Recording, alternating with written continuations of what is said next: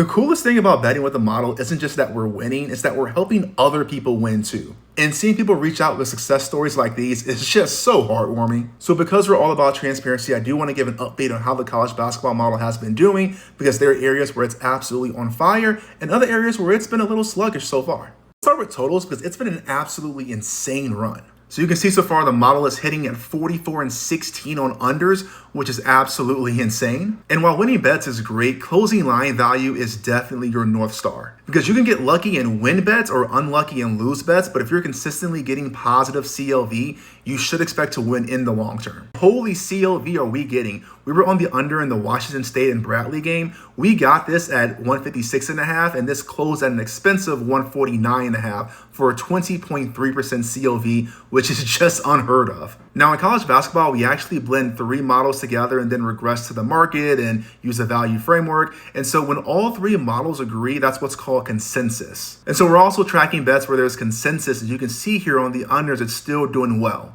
Now, we haven't had as many predictions for the over. You can see here the models at 12 and 10 overall and 8 and 8 in consensus. Now, for money lines, what we did was we broke this into 10% tiers, right? Because you'd expect to lose more games where there's a lower win probability, and you'd expect to win more games where there's a higher win probability. So are we actually hitting that metric? And you can see here for most of the long shots, the model is predicting at or above expectation to what's actually happening. But even better, for games that we expect the team to win, i.e. a win probability of 50% or greater, you can see here that it's clearly outperforming. So the sweet spot for our subscribers is finding games with that 50 to 59% chance of winning and edge, so you're getting a good value and a likely outcome. And you can see overall the model is hitting at 69% in that category.